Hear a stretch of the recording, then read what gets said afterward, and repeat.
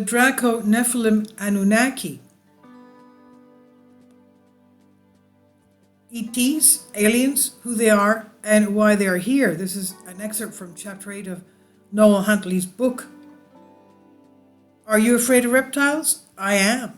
And I remember in college, in one of my biology courses on reptiles, I had to count the difference between two snakes that looked totally the same. I had to hold them in my hand, formaldehyde, of course, and count the scales around their diameter. That's the only way to find out which type of snake they were. Oh, that was disgusting. I'll never forget that. Anyway, almost everyone is afraid of some species of reptiles. Well, we did have some nice field trips. We used to go to the Pine Barrens, New Jersey, and listen to the spring peepers, the little frogs. Now, almost everyone is afraid of some species of reptile. One may wonder why this is. Some people will comment in agreement with this that naturally one is uncomfortable with them on the basis of their appearance, but is this really a justifiable reason? It is for me. I don't know about you, but it is for me. We tend to cringe from spiders, but not flies. Spiders are basically no more fearful or ugly in appearance than flies or many other acceptable insects. Perhaps the reptilian fear connects with our past and alien entities that have controlled us for so long. Notice the extent to which serpents are used by us as symbols. For example, the Medical Association logos consists of two coiled serpents, referred to as the caduceus, and the dragons of royalty emblems. For example, Imperial and Royal Court of Dragon Serenity. Not to mention the alignment of many ancient monuments with the Draco dragon constellation. Now, some further positive examples of reptilian associations are: 1. The Syrians use symbols to depict themselves, and that's why Noah received information about the ark from a serpent.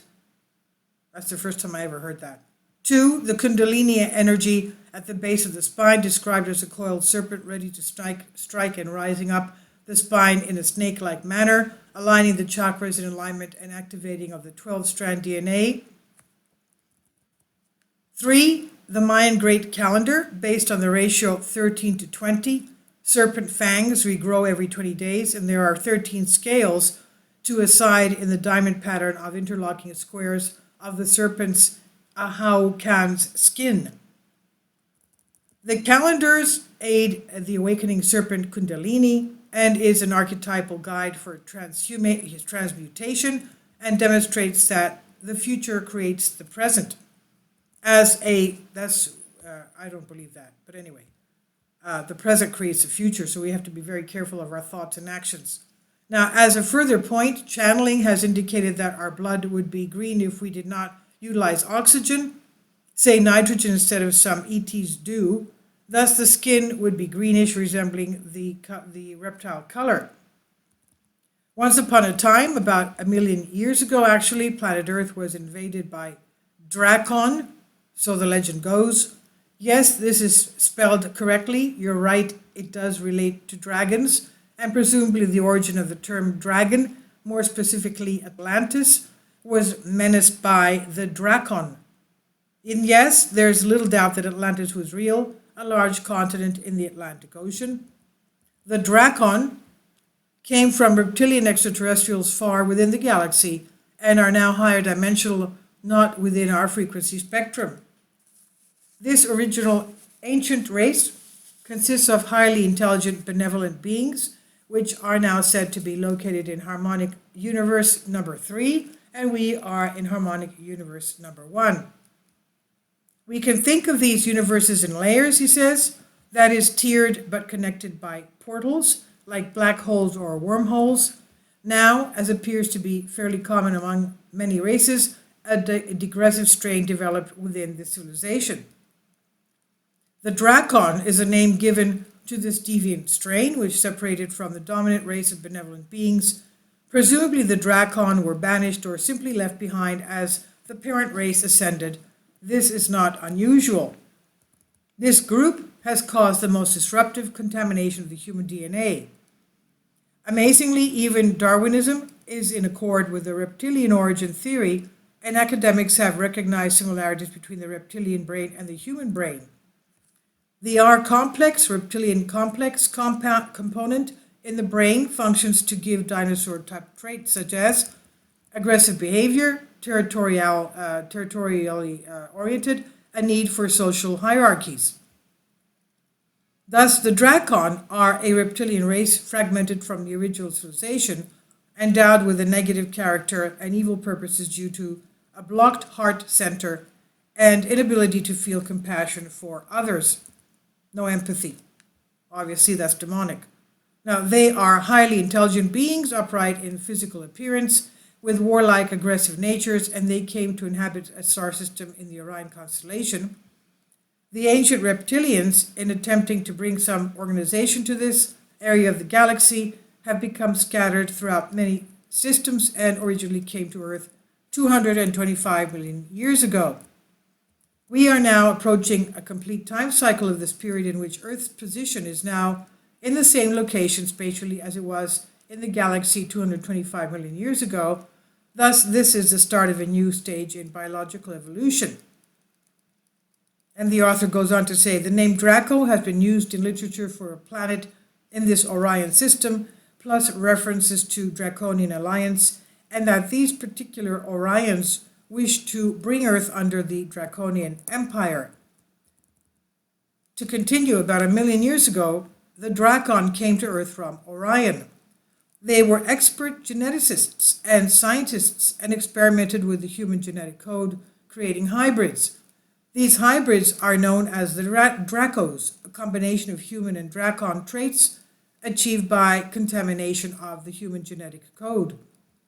The Dracos consider Earth their birthright and have been manipulating this planet to a large degree for about 500,000 years from underground. The Dracos are tall, around 7 feet, with human-looking bodies, but with scales and reptilian faces. In addition to facial appearance, they also resemble the Drakon in temperament, and moreover, their overall appearance is more lizard-like than dragon. The reptilian races are also called the Lizzies.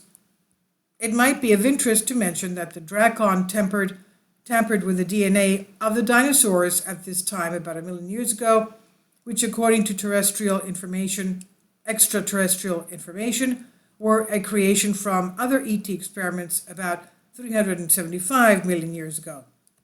And so the reader should not get bogged down with orthodox historical time periods, since all such education is based on the context of a single human civilization on this planet. There were many, though. Time estimations can be very confusing, in particular since space-time is basically not non-linear. Note that most of the Drakon information here was obtained from the extraordinary books Voyagers, Volume 1 and 2 by Anna Hayes, transmitted from the Guardian Alliance. Anna Hayes' material is not channeled. The result of these new experiments by the Drakon on the genetic code of the dinosaurs, into which their own genes were spliced with traits of an aggressive nature, was a creation of the carnivorous dinosaur, for example, Tyrannosaurus rex, the T-Rex. These fearsome monsters, referred to as Drakon monitors, were used to subdue and control the human populations. For those readers interested in information concerning demonic and satanic things, the Dracos possess a genetic configuration known as the 666, a mutation imposed by the Elohim, advanced beings from higher universe dimensions, on certain species to prevent interbreeding. The 666 refers to disabling of the sixth overtone in each of strand 1, 5, and 6, that is 3 sixes. Now the Drakon and the hybrid Dracos also created the chupacabras that some readers will have read about in magazines and foreign newspapers recently, with claims of dinosaur-type appearances of the small human-sized lizard creatures. The genetic distortion of human DNA created by the Drakon threatened the continuation of the human species. With the assistance of the Anunnaki ETs from the star system Sirius A, plans were made to dispose of the Drakon problem on Earth. Note that this is not the Anunnaki resistance that is an ally of the Dracos. They devised a method for utilizing the power from the Earth grid to destroy the underground habitats of the Dracos and Drakon and the Dracos. The plan failed, however, creating an explosion within the Earth's crust causing climactic upheavals, earthquakes, slight pole shift, flooding, and landmass destruction. This resulted in a small global ice period, but it lasted several thousands of years, causing unhealthy climactic effects and many humans to go underground and the Dracos to leave or fail to survive. Humans eventually returned to the surface and endeavored to rebuild their lives, but the interbreeding with the Drakon had contaminated the genetic lines. Several other ET groups that came to Earth exploited these negative circumstances to conduct further genetic experiments. As a result of the distorted human blueprint, some primitive man varieties were created and also more ape-like forms. Thus, on this basis, these particular species of primitive man and ape came from intelligent man, not the other way around. In case of any confusion, one may wonder if the Dracos and Drakon came from the astronomically recognized constellation named Draco. Not unless this is an amazing synchronicity. The pattern of stars of the Draco system is in fact a dragon, but these creatures' symbols and images for constellations normally have no significance. They're just a method of identifying stars, and they can act as mnemonic. Now humans were very vulnerable to being controlled.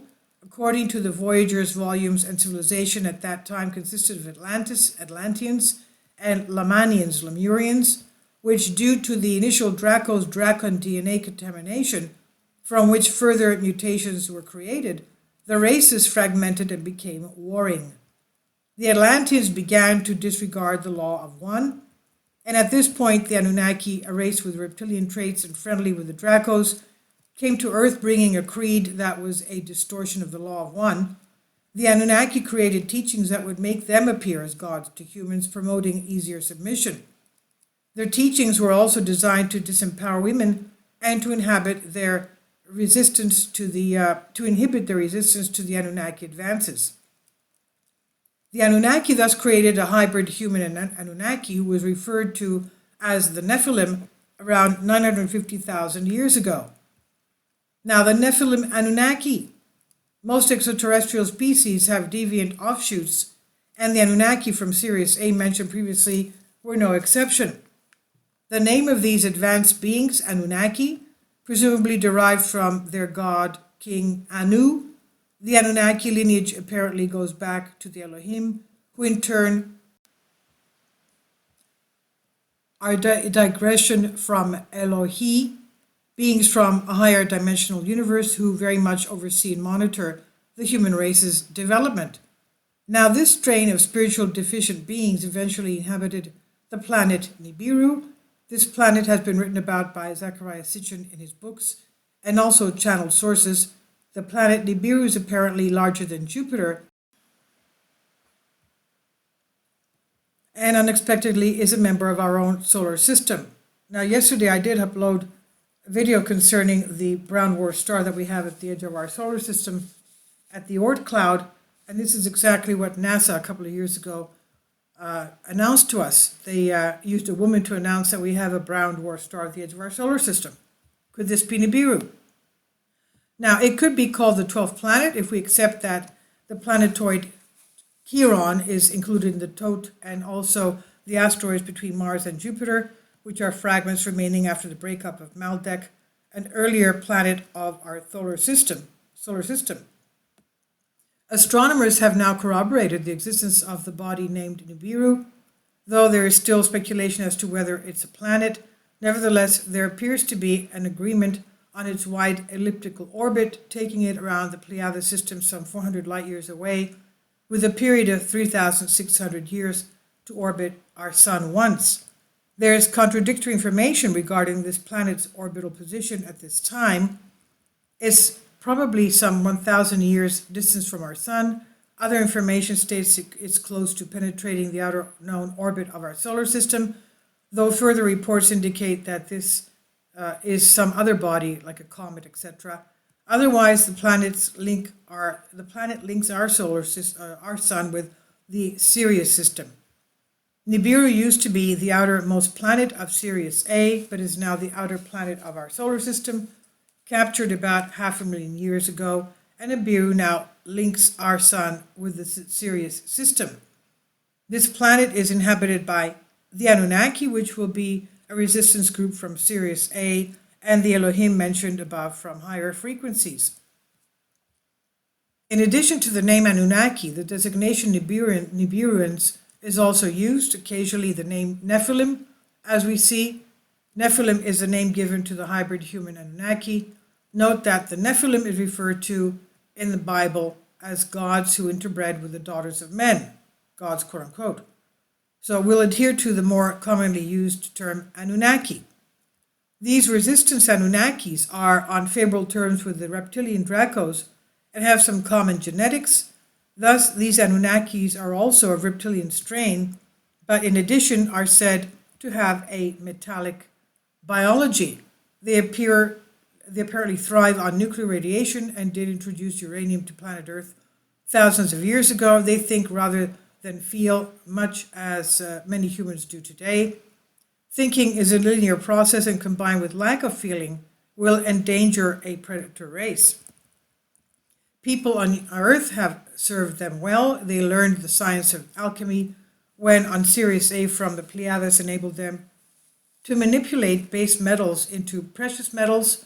With this alchemy and its knowledge of subtle vibrations, they thought they could convert their metallic biology and become more flesh and blood while on Earth. Note the energy relationship of Nibiru, which is male, and Earth, which is female, and the not so surprising abuse of Earth, the typical theme of masculine energy dominating over feminine energy. Now, owing to the great extent of this orbit and the variations in energies and climate which result from this, the Nibiruans and Anunnaki also varied somewhat in their mental and physical outlook as the orbit was traversed. Preparations were made long before the entrance into the solar system in particular, since its motion in orbit is counter to the other planets of this system. Thus, every 3,600 years, there is a potential for disruption of one kind or another as it enters into the vicinity of the sun, and the following disasters have been attributed to the impact of Nibiru entering our solar system. The breakup of Maldek, which now is evidenced by the asteroid belt between Jupiter and Mars. This relates to the knowledge that the fallen angels, quote unquote, of Maldek failed to rehabilitate their spirituality, resulting in the karmic destruction of that planet. The surface of Mars was destroyed by the disturbance of the passing huge planet. The civilization at that time knew some hundreds of years beforehand that they were a target, quote unquote, of this wayward planet and built cities underground. On another occasion, Jupiter was either struck by Nibiru or wrenched violently by the turbulent fields, causing a large fragment to break off Jupiter, now known as Venus. Another example of the effects of Nibiru's counter-orbit within our solar system was the creation of the year for planet Earth as 365.25 days from its previous period of 360 days, which occurred 104,000 years ago.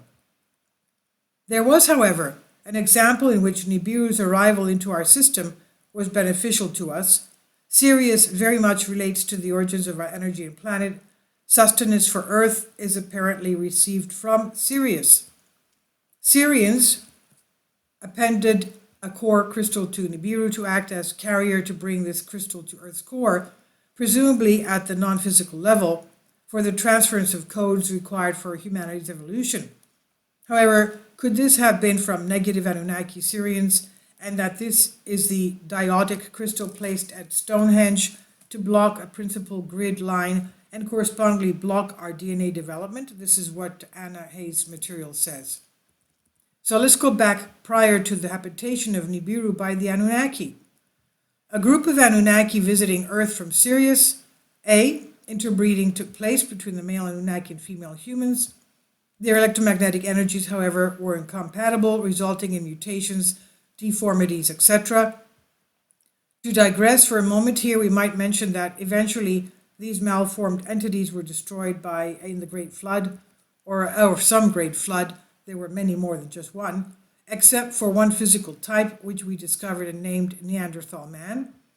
The spiritual reason for this was to allow such a body with appropriate limitations and handicap to be used for souls to incarnate into who required lessons that such an experience would fulfill. The Neanderthal man existed concurrently with advanced Atlanteans. Now, at that time, cremation was the method of disposing with dead bodies, but some of these Neanderthal mutant hybrids who did not wish to mingle with the city group and preferred a more rural existence failed to continue the practice of cremation, resulting in the present-day discovery of Neanderthals, but also but not Atlanteans. Now, the material from the Guardians of Anna Hayes tapes states that Neanderthal man was the genetic combination of ape, human, and Anunnaki. It was a slave race created to mine gold for the Anunnaki.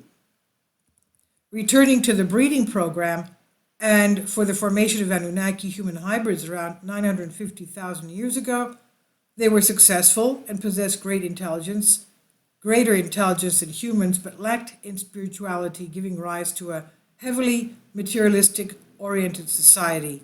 And these hybrids are the Nephilim, as indicated earlier. The pure Anunnaki have also been called the Nephilim. As a result of this undesirable contamination of genetics, the Elohim, more spiritually evolved beings, created gaps in their DNA to facilitate transplants to erase the destructive Anunnaki strains. These gaps, which we have inherited, are termed junk DNA by our scientists today. The gaps still contain all the information, the cellular memories and the silica matrix, etc., but the units are unplugged.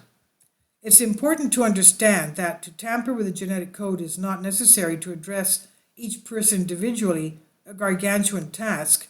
The DNA codes are also formatted within the Earth's grid system and can thus be reconfigured holistically and collectively at this level. The grid system is a form-holding energy field, a template. This interference from the Elohim upset the Anunnaki on Sirius A, resulting in a 1,200-year war, during which most of the Anunnaki relocated to planet Nibiru. From Nibiru, they visited Earth every 3,600 years, the period of their orbit around the Sun. The planet is within our system and sufficiently close to Earth for about 125 years, during which their technological capabilities are sufficient to traverse the distance by spacecraft. This note is not a very advanced form of propulsion, but is in keeping with the principles of symbiosis between technology and consciousness. If consciousness is not benevolent and sufficiently spiritually advanced, it can't create advanced harmonic propulsion systems to travel great distances rapidly. They apparently visit Earth as though it were a grand hotel. They have considered that they own us and have a particular liking for Earth energies, though now regret the stern and negative measures they used to manipulate us, giving rise to a corrupt society matching their own, like a child picking up the bad habits of his parents. They are at present apparently infiltrating our world. This may be conducted astrally, but they do have the ability to mask their reptilian appearances. The Anunnaki clearly were one of the types of God or of our mythology, and they wished for a harmonious relationship with humans, but at the same time exercised negative control. The rule over man was one that gave limited freedom, ranging up to satanic suppression when necessary to keep humans in their subversive role. According to the book The Pleiadian Agenda, silica-based elements were used by the Anunnaki in their genetic experiments with humans, giving greater potential for mind control. As an aside, our silica-based technology, for example, computers, will assist our evolution into 4D. Also, the Bible statement that we were made in the image of God is referencing to the Anunnaki gods. The silica-based experiment apparently failed, though, since we were designed for a carbon base. The present attitude, however, of the Anunnakis to humans is much better, as with other negatively inclined aliens such as the Zetas, who are all realizing the great role each is playing in the infinite. Humans at that time lacked high mental development, but were apparently much more right-brain attuned than today. That is, they were in harmony with nature to a great degree, and feelings and perception were more 4D. The heart chakra was more open. The interbreeding from those gods of Nibiru with the earth females and the consequent disharmony of energies knocked the women into 3D, and the resonant aspects of language, sound, and communication degenerated into pure identification. Words merely represented objects in a detached manner, as is the case today. And this led to a split into many tongues, and further a split amongst ourselves. Thus, the incompatibility of the electromagnetic energies in the breeding experiments caused deterioration of the human race. The Anunnaki discovered that the nuclear radiation from uranium infiltrated the emotional body of humans, causing implantation of belief systems, a powerful tool for programming. The Anunnaki were experts in the science of genetics and took great interest in DNA splicing of different species, including humans, creating human-animal mutants. The original intention was to upgrade the human race genetically, but the Nibiruans became carried away with curiosity at the extreme forms of creatures they could create. According to Hilarian's material, they soon lost sight of their positive purpose to advance the genetic stream of the human group and created varieties of human animals with massive distortions of the human genetic blueprint. Amongst the more notable and successful of the mutants or monsters that were created was the half-horse, half-man being known in our mythology as the centaurs of the ancient Greeks. The experiment succeeded in altering genetic codes of humans and horses and mixing them to produce a viable creature that was capable of reproducing itself. That is, it could not only survive but procreate its own kind. Now these centaur forms were strong and fast and were chosen spiritually by a race of beings from another star system for incarnational purposes. They were from a highly advanced civilization which had evolved into higher realms, leaving behind a relatively small group, a few thousand, which had failed in this ascension process.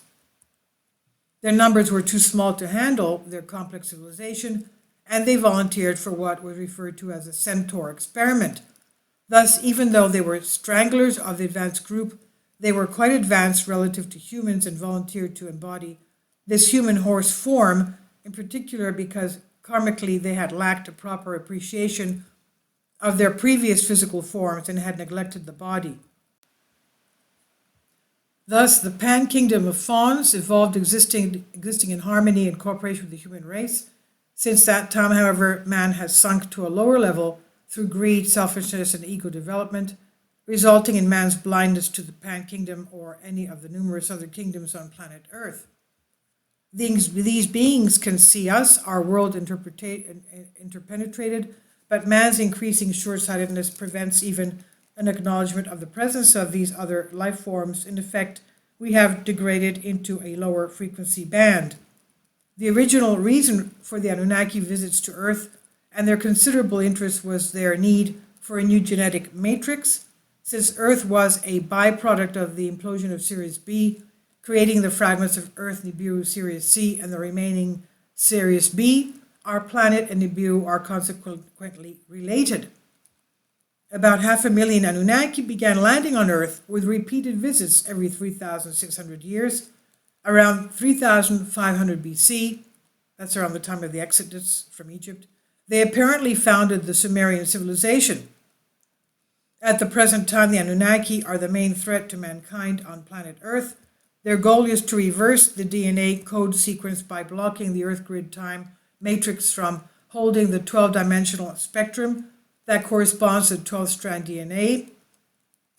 12-strand DNA, substantial basic information given in the book Voyagers, Volume 2.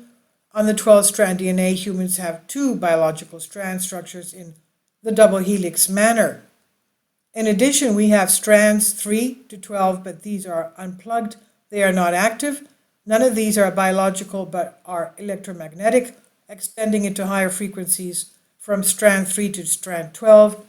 They would be patterned within space and nested internally non-linearly. The electromagnetic strands may be described as etheric, and there could be considered to be 12 etheric in number and 2 physical, since each of the physical biological strands have etheric counterparts. The DNA is made up of minute templates of crystallized frequencies, sound and light magnetically grouped into frequent patterns. Remember, all matter and energy is in effect made up of frequency packets. These are called DNA seed codes. Crystallizing energy is the effect condensed energy. Sometimes these structures, depending on the frequency, manifest as visible and detectable matter. These seed codes are templates for DNA strands and consist of 12 magnetic particles units called base codes and 12 electrical antiparticle units called acceleration codes. Now, a crystal seal keeps the 12 particles and 12 antiparticles separate in each strand, and each seal has the frequency of each strand. The seals keep the particles polarized, not unified, and locked into that dimensional strand. The particles and antiparticles are prevented from coming together and being unified. This creates and isolates the space-time conditions for that dimension. When a seed crystal seal is released, the 12 particles and 12 antiparticles fuse, particle and antiparticle. These are positioned horizontally, and this fusion or integration results in a frequency increase. Now, there are also 12 star crystal seals in the DNA that keep particles and antiparticles separate in adjacent strands. Each star crystal seal is composed of half of the frequencies of DNA strand below and half of those of the DNA strand above. And these star crystal seals are positioned vertically between the strands, actually going inwards. There are also 12 dormant codes, genes. If the star crystal seals are not activated, the dormant codes will remain dormant. And the 12 dormant genes are called fire codes or the silica matrix. When a star crystal seal is activated, a dormant gene is released. This then allows the star crystal seal, which is located between the strands, to be released, enabling the upper strand to fuse with the one below. The DNA strands plug into one another. Thus, there is a vertical and horizontal unification and integration taking place. Due to genetic mutation, only a small proportion of humans carry the full silica matrix. Under these conditions, the fire codes of the silica matrix are broken down by distortion in the DNA. The star crystal seeds cannot be activated without the functional silica matrix, and the body cannot achieve cellular transmutation. The distortions, however, can be corrected. Thus, correcting the distortions enables the full silica matrix to exist. That is, the dormant genes can now be released when the star crystal seeds are activated. In summary, a single seed crystal seal, when released, will enable base codes to plug into one another in one strand. Then the star crystal seal will release, which separates a strand from an upper higher frequency strand, enabling the upper strand to plug into the lower one, and so on for other strands. Now, alignments will download frequencies from higher dimensions into Earth's grid, creating opportunity for DNA advancement and ascension into consciousness, he says. The Anunnaki have 11 strands, but in reverse sequence, hence their planet enters our solar system in reverse orbit. If they can block frequencies above 11D, 11 dimensions, and reverse the code sequence up to and including 11D, they can live permanently on Earth. Our planet, however, would then orbit in reverse. Now, the draconian Dracos, although also require 12D to be blocked, and who are less of a threat to us, are 10-strand DNA and do not want the grid codes operating at 11D for their compatible environment. Thus, they wish to destroy the Anunnaki, as what Anna Hayes' material says. One of the purposes of the human race is to realign the planetary grid system, which is part of what is called the Universal Templar Complex. This is the real quest for the Holy Grail. Clearly, it will require the sufficient number of people to wake up to deception of rewriting history and what's happening now.